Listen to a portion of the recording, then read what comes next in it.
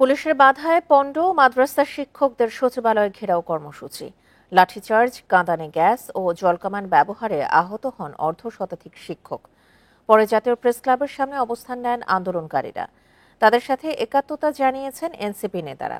শিক্ষকদের ওপর হামলাকারীদের শনাক্ত করার দাবি জানান তারা। টানা আন্দোলনেও দাবি পূরণ না হওয়ায় সচিবালয় ঘেরাও করতে যান ইবতেদায়ী মাদ্রাসার শিক্ষকরা।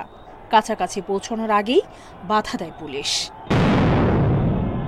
ছত্রভঙ্গ করতে ছাড়া হয় কাঁদানে গ্যাস, লাঠিচার্জ ও জলকামান ব্যবহারে আহত হন অর্ধশতাধিক শিক্ষক। পুলিশ বাহিনী আমাদের এই মানুষ গড়ার কারিগর শিক্ষকদের উপরে অতর্কিতভাবে হামলা চালাইছে, সাউন্ড গ্রেনেড মারাইছে। আমরা যাদেরকে পড়াইছি তারা বুয়েটের ছাত্র, আমরা যাদেরকে পড়াইছি তারা ভার্সিটির ছাত্র, তারা কিভাবে ওখানে বসে দেখে আমাদের করুণ হাল। পুলিশ জানায় ১৭ দিন ধরে অবস্থান কর্মসূচি চললেও বাধা দেয়া হয়নি। সচিবালয়ের নিরাপত্তার স্বার্থে বল প্রয়োগ করা হয়েছে।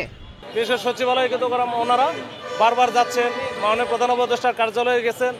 তো ওনাদের যে বিষয়গুলো এটা মোটামুটি 95% বা 6% হয়ে গেছে। 1090টা ইবতেদায়ী মাদ্রাসা যেগুলো এমপিভুক্তকরণের বিষয়টা এটা মোটামুটি হয়ে গেছে, শুধু প্রজ্ঞাপনের অপেক্ষায়।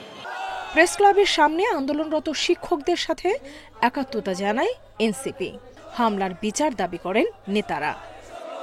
ফ্যাসিবাদের সময় যে অন্যায়ের বিপক্ষে দাঁড়াতেন সেইটা কি আপনার ভুল পদক্ষেপ ছিল নাকি আজকে আপনার ভুল পদক্ষেপ সেটা আপনি ক্লিয়ার করবেন।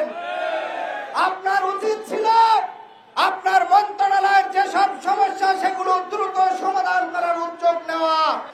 মাদ্রাসাগুলোর জাতীয়করণের দাবিতে আন্দোলন চালিয়ে যাওয়ার ঘোষণা দিয়েছেন শিক্ষকরা।